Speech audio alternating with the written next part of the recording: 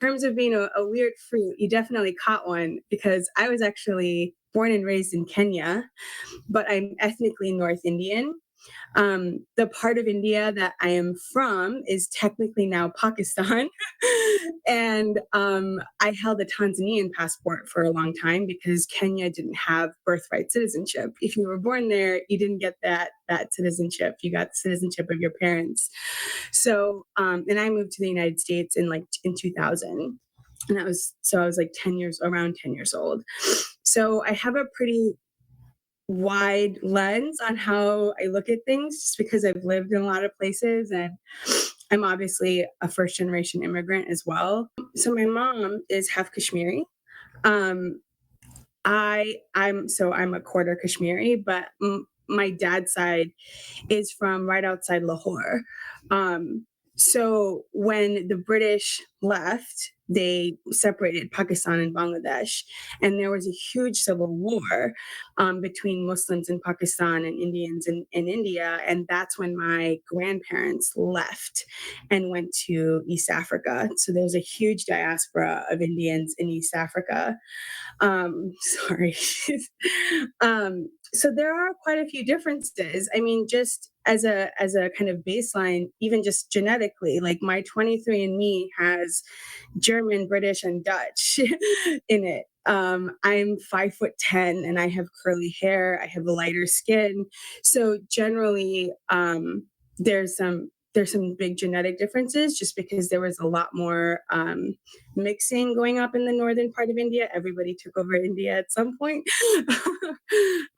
So that's one of the big differences. The other huge difference is language. So Telugu and Tamil are not as linked together as like Hindi and Punjabi are. So which are main Indo-Aryan languages, and Tamil and Telugu are not. So there's definitely there's more Western influence, I think, up in the north in terms of genetically and things like that. I think the other part is there's a lot of colorism in India, as in like the lighter skinned you are, the more beautiful you are, those kinds of things. And Bollywood has kind of inflated that even more. So like most of the people in Bollywood are Northern Indian. But there's also like stereotypes, like Indian people, Punjabi people are like farmers and beer drinkers, and that's just, and we a lot of us still eat meat. There's not as much of it in we're not as I would say religious, but that can really vary even just like village to village. Personally, it's different because my parents left India or my grandparents left India in the late 40s, early 50s. And so people who are Indian from East Africa, and there's quite a few of us, that diaspora is huge. We kind of froze Indian culture that was going on in the 40s and 50s in time when we left, because people just kind of kept doing the same thing. We didn't evolve the same way India did.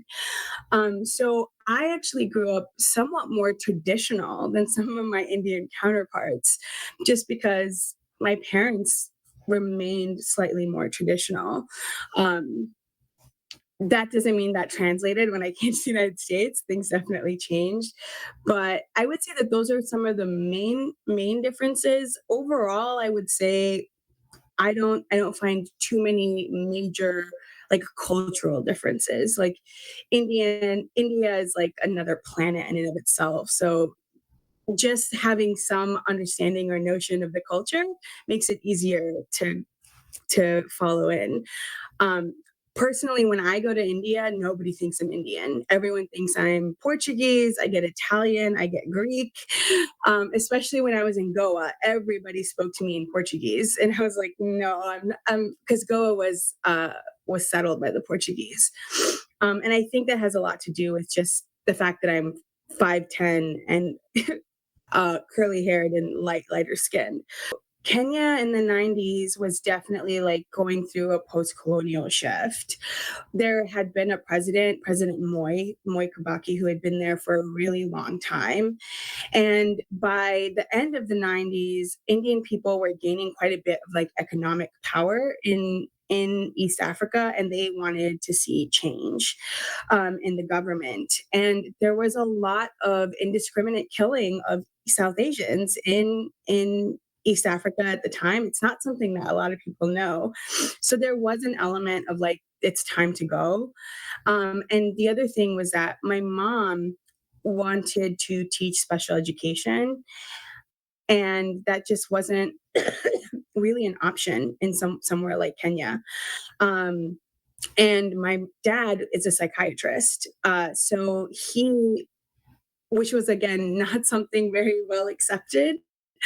Like mental illness just wasn't something people, even today in Kenya, are okay with even looking at and treating in the same kind of ways, even if you're going away from the biomedical model into like, the psychosocial kind of models for treatment.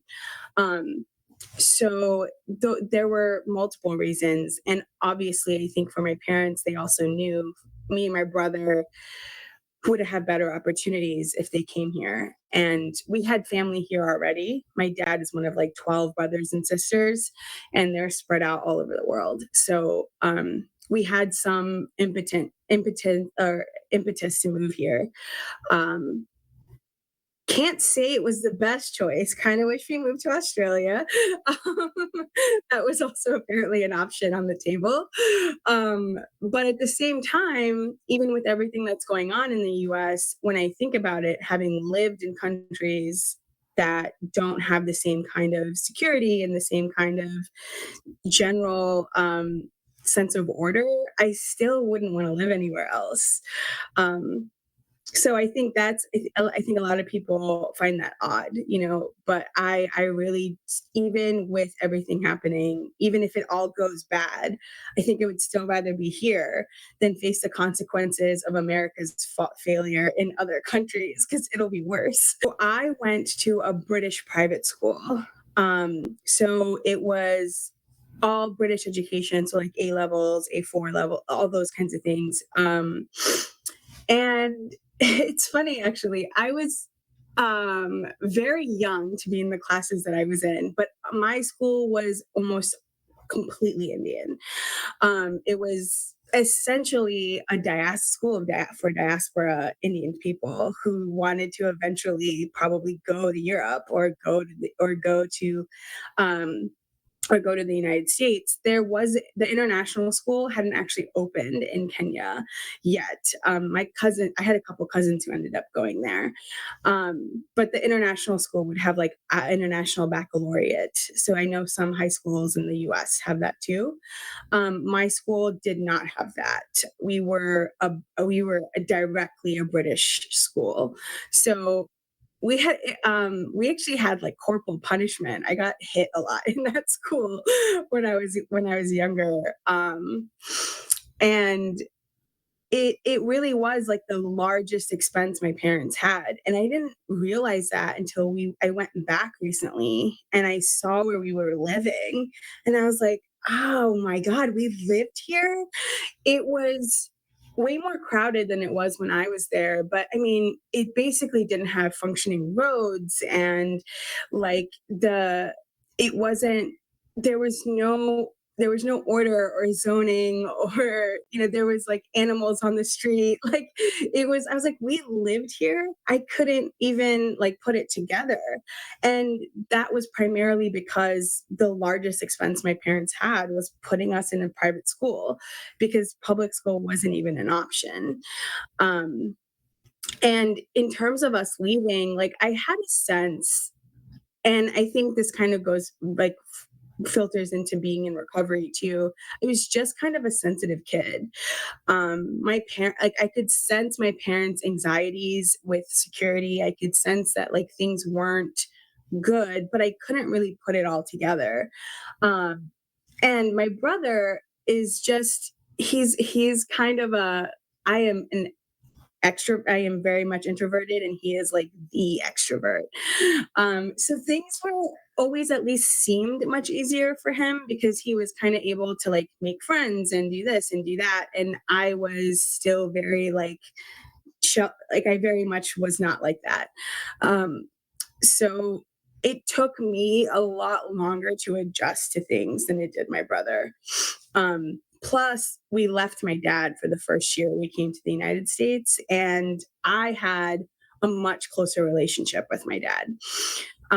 So that was more difficult for me. But in Kenya itself, it was undergoing this kind of big shift out of everything like electricity and stuff being rationed and it not being reliable. And it over the last 20 years that I've been in the States, they've, things like Venmo and all of that came from a Kenyan idea, which was M-Pesa, which is a way to like pay people through your phone. And that was actually the original idea that like Venmo got it from and Zelle and all of that. So there was telecommunications and banking kind of built up and it's gotten a lot better now.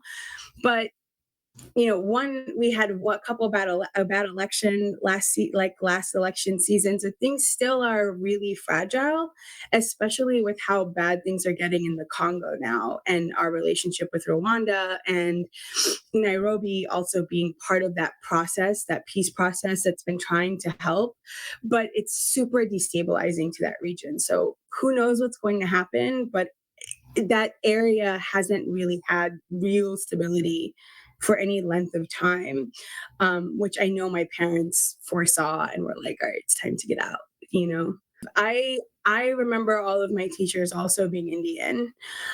We even had Indian food at lunch. Like the cafeteria was like staffed with like little Indian ladies making Indian food for us.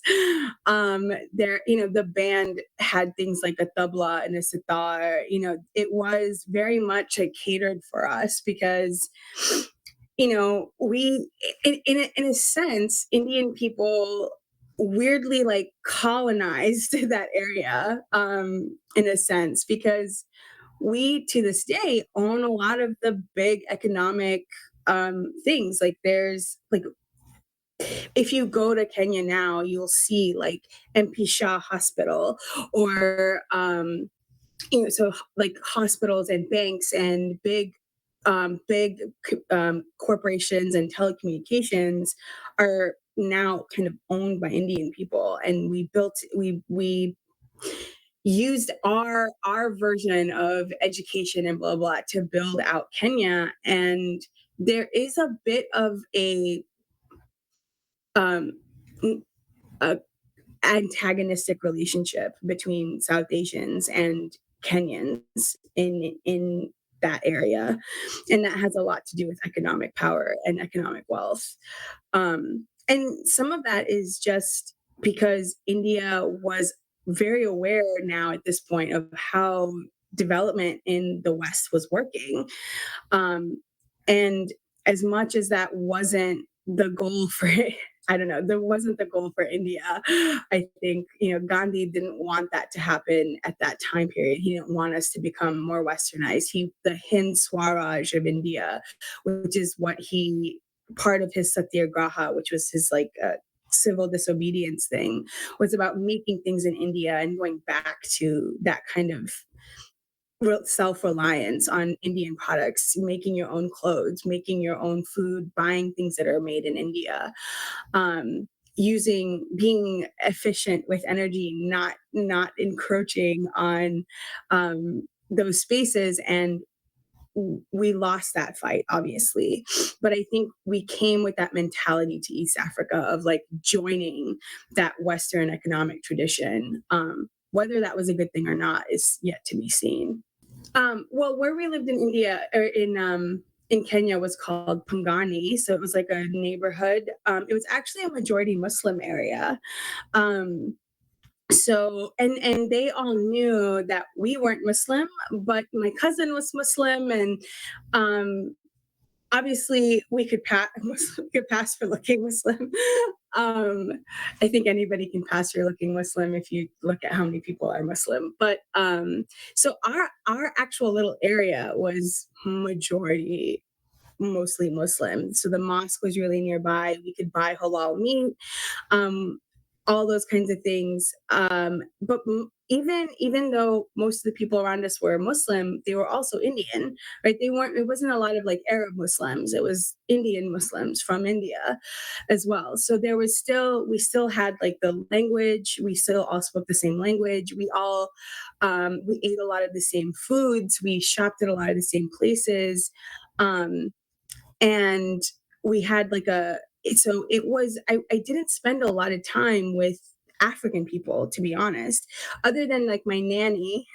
My nanny was African. My mom also told me that I, for a little while, when I was like 4 years old, I spoke Luo, which was like a traditional African language, because my nanny spoke Luo. But their lives, as much as my parents tried to help them, were difficult. My nanny ended up dying of complications from AIDS and alcoholism, and we actually put a couple of our nanny's kids through school, in helping them as much as we could. But I didn't have a ton of interaction with them, so even if I were to be dropped in the middle of Kenya at that time, I probably wouldn't know how to interact with people that well unless I found other Indian people. But when I came here, it was completely different because there was no enclaves. There was like Indian people who hung out with each other. But I turned out to be just like a very curious person. I don't have my group of friends is mostly related to my recovery more so than related to my like culture at this point in my life. And um like my boyfriend is Lithuanian. He's not Indian. um and so I think my brother married a Bengali girl. And he seems to be a little bit more traditional than I am. But in Kenya itself, yeah, I was actually more segregated from people than I ever was in the United States. The night before we left Kenya, a couple of our neighbors were actually killed by police officers. Um, and one of the kids who lived there had come over to our house, and he ended up going and staying with uncles who are living somewhere, in Arusha. But that's probably the most visceral one because it was the night before we were leaving. So we had people over, saying goodbye, and we heard all this commotion. And of course, like, I'm still kind of unaware of like the depth of what's going on at the time. But my parents were so worried that night, especially my mom, because we were leaving my dad, and she's just seeing how much worse this is getting. He is seeing how much worse this is getting, and realizing like we have to get out like faster than we thought. um we had, guards, and we had a guard dog. um we had a guard dog kill somebody one time, because he was on our roof and he was stealing things off of our like lines, like our clothing lines with fishing line. And as he was going down the roof, this dog that we had, who was a half Alsatian, half Rottweiler, he was a guard dog. He was not a friendly dog. Actually bit this guy in his femoral artery, and he bled out. And I remember seeing that, um, in seeing the chaos that all of that brought. We didn't even have to put the dog down, which was kind of great. But along with all of that, in 1998, when we were starting the process of applying to the United States, um, me and my mom had gone to the United States Embassy to turn in a bunch of papers. Um, and so we're in the United States Embassy, we're waiting in line, and a bomb goes off. So in 1998, the US Embassy was bombed in Nairobi, me and my mom were there. I broke my arm. I have a scar on my head from having something fall on my head. I was actually pulled out of the rubble by the Israeli embassy was the first to respond. I was pulled out of the rubble by an Israeli soldier, and the only reason I was actually found later on by my dad was because all of the physicians were brought down to the area to help. So my dad was there and he saw me in a tent just sitting there with a broken arm. I had no idea what was going on. My mom had already been taken to a hospital. Um, and so I knew that some things were not right. Like at a very young age, I was like, okay, like nobody can keep me safe. This is like a problem. Um, and that I think that for me was more of the catalyst that made me understand that things weren't okay where we were. Um, but so there were lots of visceral things that I could explain as to why things weren't great there. And I would say the bombing and the general anxiety and seeing the friends who were kind of directly like fighting really wealthy friends who were kind of directly fighting the government, who also just like ended up and leaving out of nowhere. People I knew, people I interacted with a lot, was also very telling that things were not good and we had to get out soon. It just wouldn't have even been reported about. Like there would have been no way for us to even know what was going on, what really happened or what really transpired. They could easily have just said that they were raiding the house for drugs. We would have no idea. And there's nobody to call, right? Like in the United States, even if a cop, right, like shoots you, you could still dial 911 and get another cop down there and get help, right? Or an ambulance or something. There's no one to call there. And there's still kind of no one to call. It's we When people like when the defund police thing happened, right? I was like, no, you really don't want to do that. I think there's just people don't realize like how like amazing it is that there's a fire department, a police department, and a hospital that I can rely on in this country. I mean, I might have to pay a lot of money for the hospital in the end, but they'll save my life at least while I'm there, and I can reliably trust that. I can always call the police. I can always call the fire department, and it's reliable. Now they even have cameras, and I understand things happen in the United States, but the level at which they could be happening if people just wanted to do those terrible things, I don't think people quite understand what that looks like. You like, and even with the bombing in 1998, there was like a media blackout. Nobody even knew what was going on down there for a really long time. And again, the only reason my dad did was because he was a doctor, he was a physician. And so for all we know, my neighbors could have been just donating money to another campaign, and that was the reason that they were killed.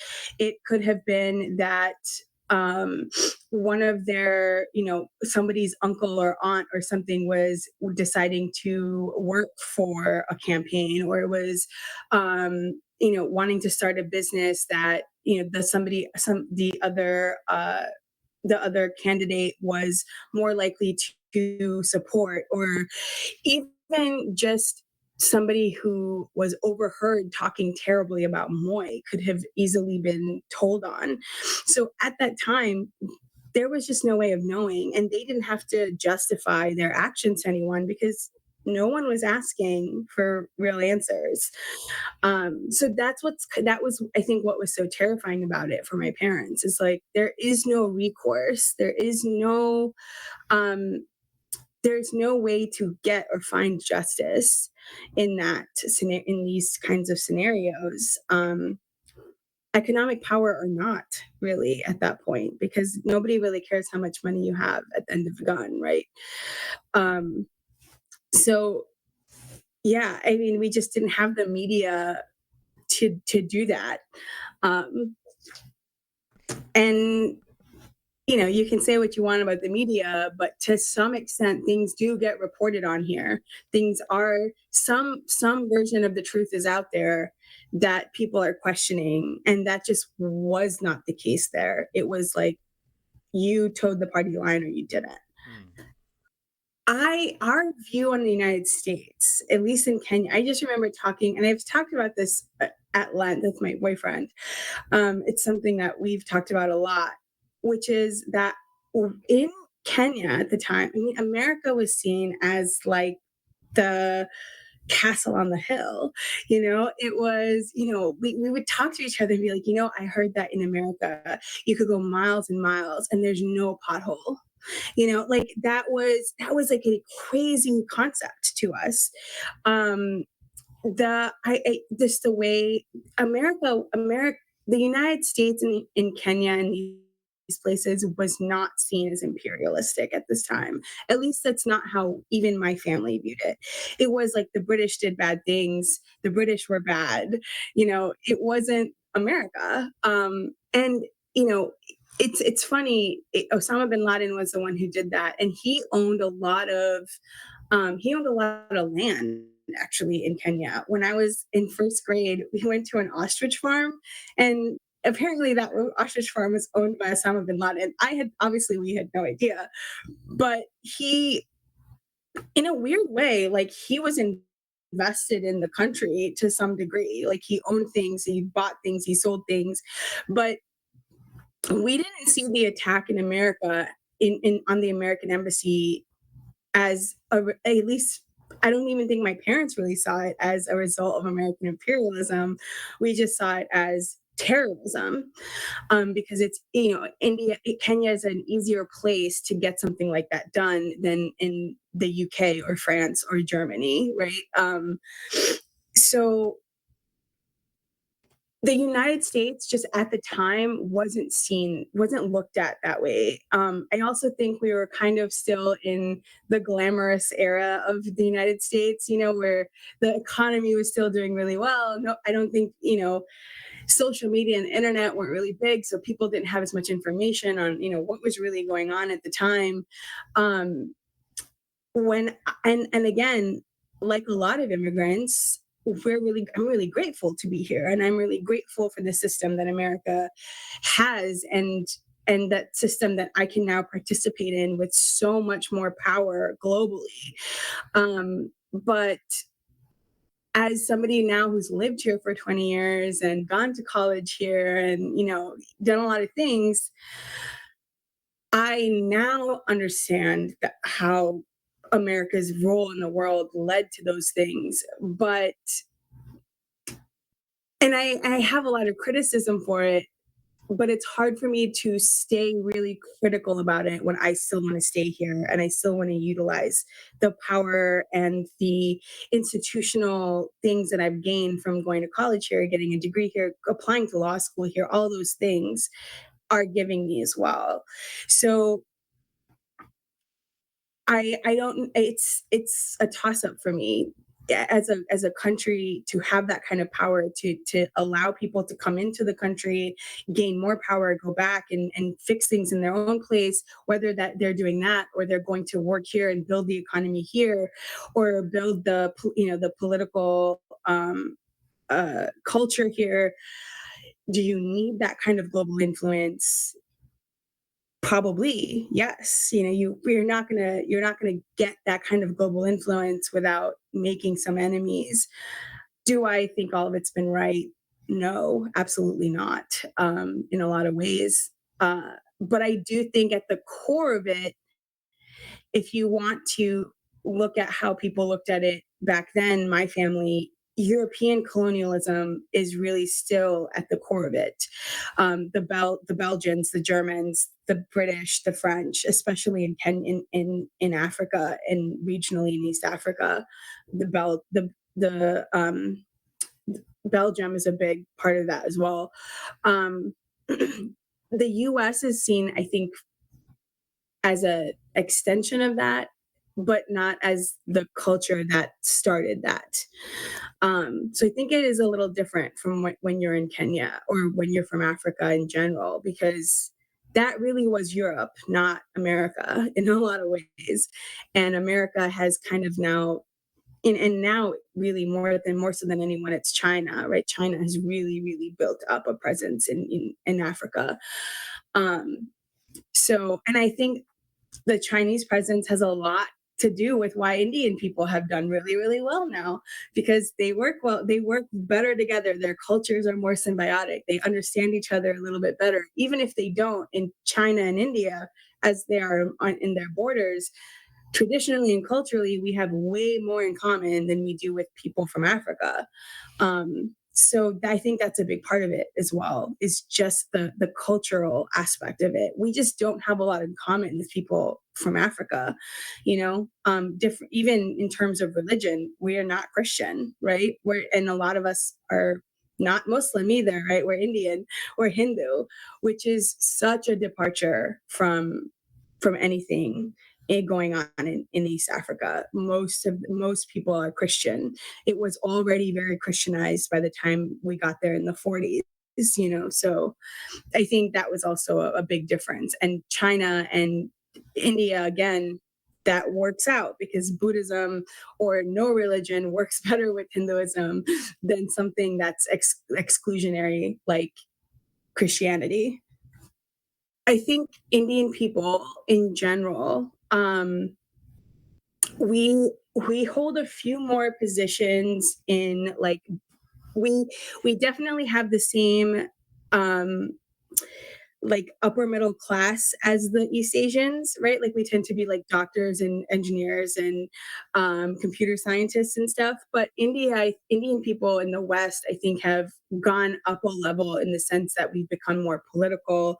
There's more of us who are like lawyers who are working in behavioral science, those kind of like that require more communication with people who are white, black, Hispanic, not of the same as us, because we tend to be super closed when we come to different countries, right? Like we do kind of create enclaves. Like if you go to like buy so many things in New Jersey. If I need to go to an Indian wedding, I like go to New Jersey to buy everything I need.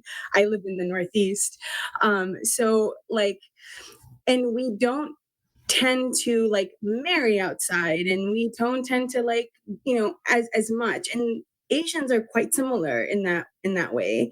And I think Indian people have started to kind of go over that line a little bit and blurring those lines a little bit, where I think Indian people actually have, once again, we have more in common with Europeans culturally, especially like people who are Northern Indian, because we have similar facial structures. We have there is a sense of like pagan people who are like a really good example is my boyfriend, because Lithuania is one of the only places that kept its pagan culture and kept some of its pagan religion. And if you look at Remuva in Lithuania, it is based in Sanskrit. It is Indo-Aryan in a lot of ways. And so I think there's actually really healthy competition between Americans and Indians now. But I think one of the issues is that with Indians and Chinese people, what we're really good at is putting our heads down, being really good at taking tests. We're really good at like checking boxes and playing that game. And we're also really incentivized to do that by our culture when we're here, because we're like, oh, this is opportunity. Like, this is the only time we're going to get to do this. And it actually takes away some of our tendency towards the creative and the innovative, and puts us more in those like managerial, like kind of we'll do those positions. And I think that puts us a little bit in conflict with Americans, because they may not be the best test takers. They may not be seeing it as opportunity or just, put my head down, get it done. But they take a more creative look at school. They want a more well-rounded person. Whereas we don't do that.